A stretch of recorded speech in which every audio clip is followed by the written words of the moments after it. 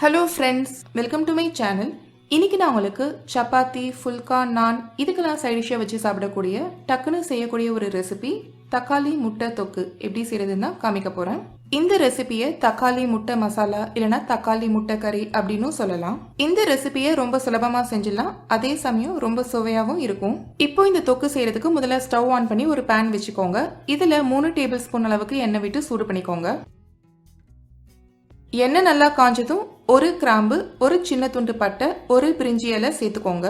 கூடவே 1 டீஸ்பூன் அளவுக்கு கடுகுளுத்தம் பருப்பு சீரகம் சேர்த்துக்கோங்க.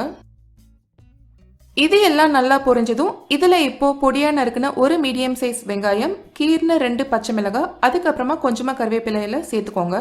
வெங்காயம் சீக்கிரம் வதங்கிறதுக்காக கொஞ்சமா உப்பு சேர்த்து வதக்கிக்கலாம். வெங்காயம் பச்சை மிளகாய் ஓரளவுக்கு வதங்கினதும் இதுல இப்போ 3 பல்லு பூண்டை நசுக்கி சேர்த்து வதக்கிக்கோங்க. நம்ம சேர்த்திருக்கிற பொருட்கள் எல்லாம் நல்லா வதங்கினதும் இதுல இப்போ 1/2 டீஸ்பூன் அளவுக்கு மஞ்சள் தூளும் 2 டீஸ்பூன் அளவுக்கு குழம்பு மிளகாய் தூளும் சேர்த்து நல்லா வதக்கிக்கலாம்.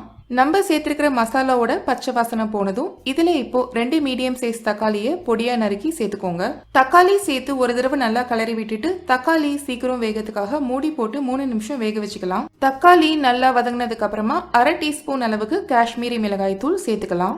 காஷ்மீரி மிளகாய் தூள் சேர்த்து நல்லா கலரி விட்டுக்கோங்க. இந்த ஸ்டேஜ்ல கொஞ்சமா தண்ணி, அதாவது 1/4 கப்புக்கும் பாதி அளவு தண்ணி சேர்த்து 1 நிமிஷம் நல்லா கலரி விட்டுக்கலாம். இதுல அடுத்ததா ஒரு முட்டையை உடைச்சி ஊத்திக்கோங்க. முட்டையை சேர்த்த உடனே கலரி விடாதீங்க. ஒரு 3 நிமிஷம் அப்புறமா லேசா கலரி விட்டுட்டு அதுக்கப்புறமா ஒரு 5 நிமிஷம் அப்புறமா இந்த மாதிரி நல்லா கலரி விட்டுக்கோங்க. முட்டையை சேர்த்த உடனே நம்ம கலரி விட்டோம் அப்படின்னா ரொம்ப திரியா ஆயிடும். அதனால கொஞ்சம் நேரம் அப்புறம் முட்டையை கலரி விட்டுக்கோங்க.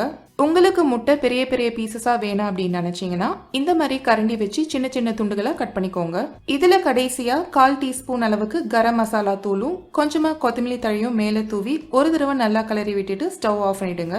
அவ்வளவுதாங்க, இப்ப நம்மளோட சுவையான தக்காளி முட்டை தொக்கு தயாராயிடுச்சு. இந்த ரெசிபியை நீங்க கண்டிப்பா ட்ரை பண்ணி பாருங்க. இந்த வீடியோ உங்களுக்கு பிடிச்சிருந்ததுன்னா இந்த வீடியோவை லைக் பண்ணுங்க. இந்த வீடியோ பத்தின உங்களோட கருத்துக்களை கமெண்ட் பண்ணுங்க. அண்ட் மறக்காம என்னோட சேனலுக்கு சப்ஸ்கிரைப் பண்ணுங்க. தேங்க்ஸ் ஃபார் வாட்சிங்.